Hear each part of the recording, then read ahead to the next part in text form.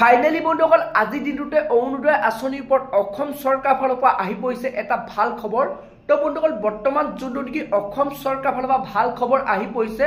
তো বন্ধুসকল আপোনালোকে এতিয়া যোনটো নেকি অৰুণোদয় আঁচনি টকা তো আপোনাক কেতিয়া লাভ কৰিব তো বৰ্তমান চৰকাৰ ফালৰ পৰা ঘোষণা কৰা হৈছে। তো আপোনালোকে ছেপ্টেম্বৰ মাহৰ কোনটো তাৰিখে আপোনালোকে লাভ কৰিব আৰু আপোনালোকে এইবাৰ কোনসকল লোকে আপোনালোকে এইবাৰ অৰুণোদয় আঁচনি টকা লাভ কৰিব, কোনসকল লোকক এইবাৰ অৰুণোদয় আঁচনিৰ পৰা নাম কটা হৈছে।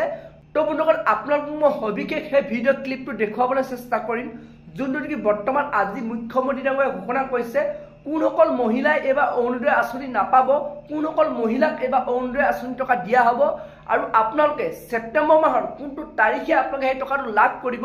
তো তাৰ ওপৰত যোনটো নেকি বৰ্তমান বিগ আপডেট আহি পৰিছে, বৰ্তমান যোনটো নেকি আজি মুখ্যমন্ত্ৰী ডাঙৰীয়াই ঘোষণা কৰিছে। তো সেই ভিডিঅ' ক্লিপটো আপোনালোকক মই এই ভিডিঅ'তে দেখুৱাম।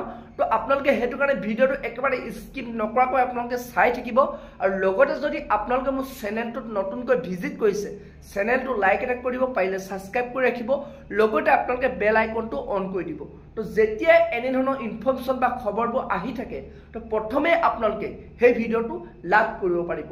তো বন্ধুসকল বলক এতিয়া আপোনালোকক মই দেখুৱাইছোঁ যোনটো নেকি বৰ্তমান মুখ্যমন্ত্ৰী ডাঙৰীয়াই ঘোষণা কৰিছে যে কোনসকল মহিলা লাভ কৰিব, কোনসকল মহিলা পাব, কোনসকল মহিলাই নাপাব আৰু লগতে আপোনালোক ছেপ্টেম্বৰ মাহৰ কোনটো তাৰিখে সেই টকাটো দিয়া হ'ব। তো বলক এতিয়া আপোনালোকক মই দেখুৱাই আছোঁ। আমাৰ 17 ছেপ্টেম্বৰ তাৰিখে অসমৰ 40 লাখ মহিলাই অৰুণোদয় আঁচনি লাভ কৰিব।